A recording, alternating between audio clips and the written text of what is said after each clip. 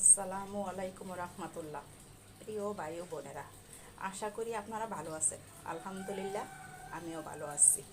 আমি আজকে আপনাদেরকে দেখাবো আমার যে কিছুদিন আগে 10টা বাচ্চা নিয়ে একটি মুরগি থেকে নেমেছে, সেই বাচ্চাগুলি আজকে আমি এখানে শিফট করব। যার জন্য আমি এই জায়গাটা আগে রেডি করে নিছি।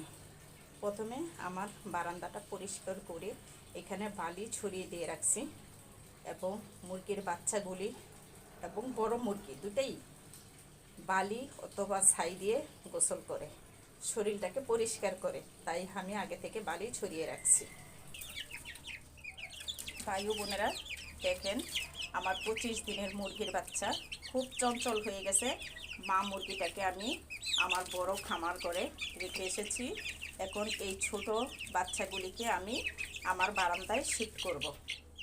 এখন এই বাচ্চাগুলিকে ধরবো, আপনারা দেখেন খুব চঞ্চল। বললাম নিচের দিকে দেখাই, হাসায় রাখতেছি।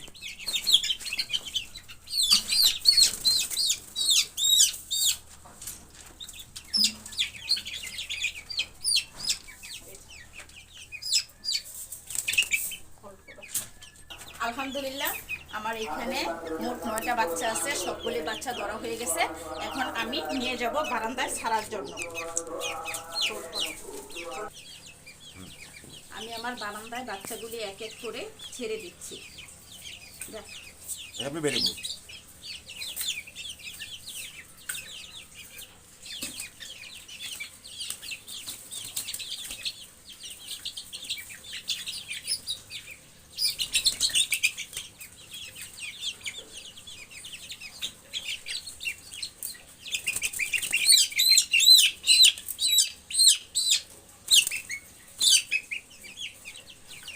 বাচ্চাগুলি নতুন জায়গায় শিফট করার কারণে একটু ভয় পাচ্ছে, জায়গাটাও পরিচিত। আর এখন আমি বাচ্চাগুলিকে খাবার পানি সব দিয়ে দিব।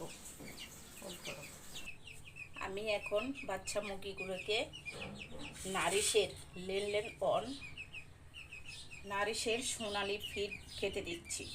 বাচ্চা মুরগির সোনালি ফিড।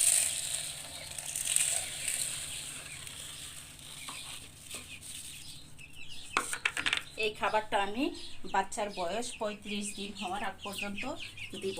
পরবর্তীতে আমি বড় মুরগির খাবারগুলিকে মুরগিকে দেব। বাচ্চাগুলিকে এবার আমি দিয়ে দিচ্ছি নর্মাল সাদা পানি, সোনালি ফিড এবং সাদা পানি বাচ্চাদের খেতে দিলাম। এই খাবার আমি 35 দিন বয়স পর্যন্ত দিব।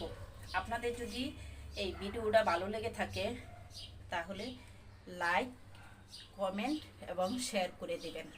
আল্লাহ হাফেজ।